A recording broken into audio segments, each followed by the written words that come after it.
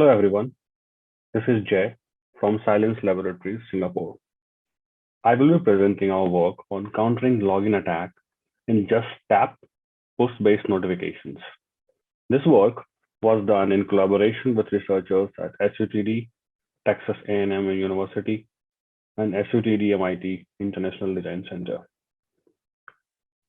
In this paper, we highlight a fundamental vulnerability associated with the widely adopted just tap post-based authentication in the face of a concurrency attack and propose the method replicate, a design to counter the vulnerability. Let's quickly scan on whys.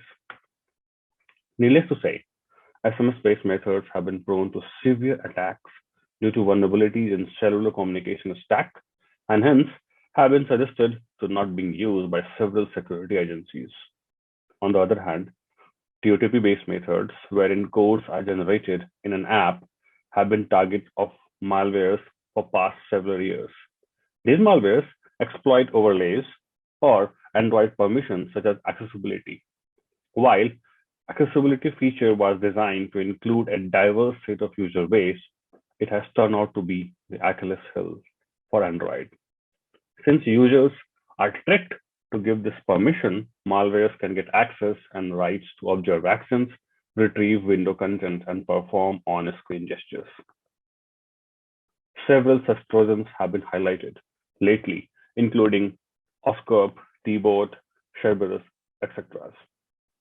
These have or had abilities to read TOTP codes and compromise users' accounts. Post-based 2FAs are the most usable form as of now, but they have been proven to be vulnerable to the concurrency attack in a recent paper at Asia CCS. In the concurrency attack, the attacker launches the login session at the same time the user initiates a session, and the user may be fooled with high likelihood into accepting the push notification, which corresponds to the attacker's session, thinking it is their own. The UI of push notification are not designed to counter such attacks. What can be a key solution? Avoiding multiple login attempts? Probably no, as it would lead to false negatives and message, hence compromising legitimate users' experience. Based on our study, we suggest to remove a static response in push notification UIs. Rather, random interactions should be suggested at login prompts, and users with access to the token device should be asked to replicate the same using his/her token device. As far as the architecture is concerned, the majority remains same as the standard post-based 2FA, except there are some certain changes in the suggestion for approving push. An activity is chosen from a dictionary, and then the server sends a push with the corresponding UI, and the user is expected to interact and approve the push in a certain way. We suggested and studied design interventions with the proposed methods. So drag to auth, one of them, is an on-screen drag assistance 2FA where the browser or the login screen suggests the user to drag an icon, a key in this case, on the screen overlay of the push notification appearing on the registered token device. As shown in the figure, the browser suggests to drag the key in the upward direction, randomly chosen out of the multiple directions, and the user is expected to do the same on the token device on the right-hand side.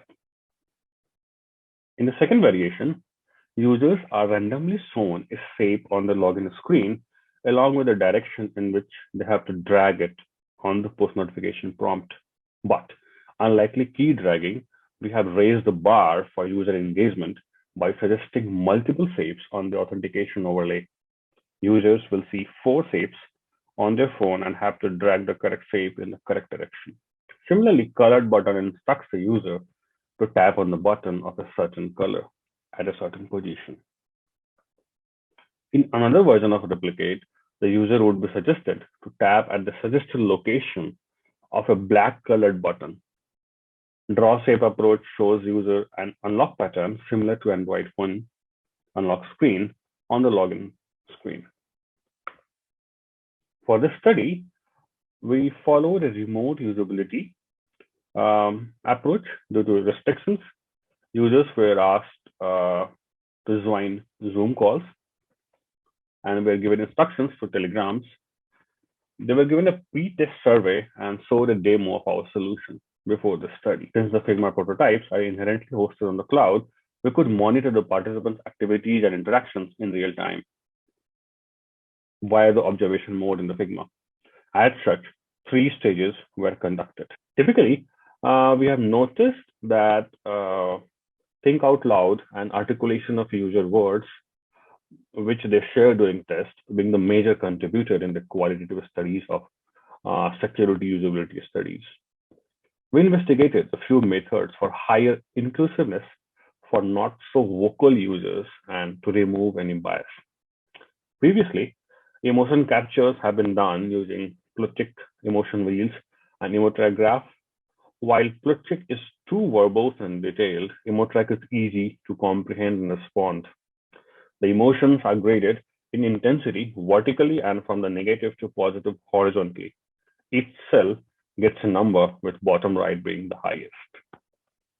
In order to help the participants and make more informed decisions, we fuse Emotrack and Emoji Grid and another work with emotions to create a more faster way of collecting emotions while the participants interacted with the design.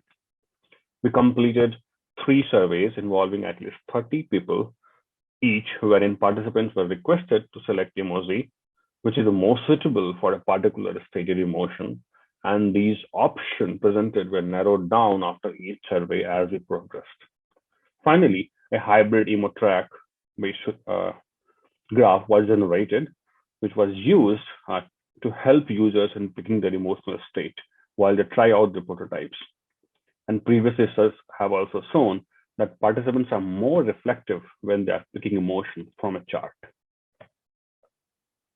As such, the study was done for 2 scenarios: login to laptop with token on a phone and with both login and token on the phone.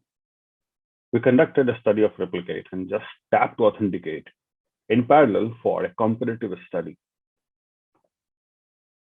For quantitative analysis, task success was tracked. If participant managed to reach unlocked or authenticated state in one try without external help, the participant was given a score of 1, otherwise 0. What we observed was that just tap, choosing shapes, typing a black button, and dragging key were competitive in terms of time and task success.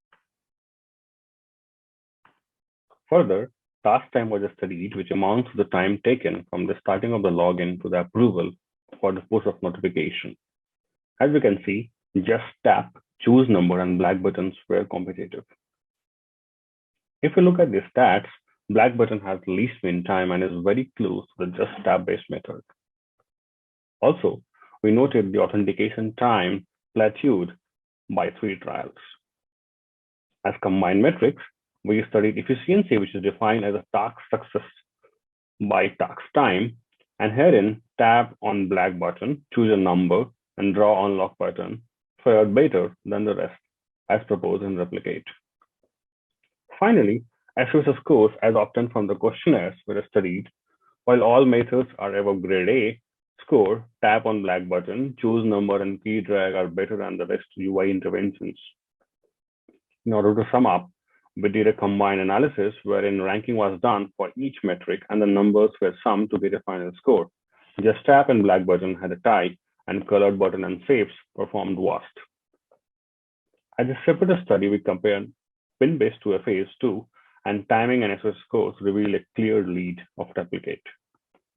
Let's dive into what qualitative studies revealed through thinking out loud and user-journey mapping. We investigated ease of execution and cognitive effort targeted responses.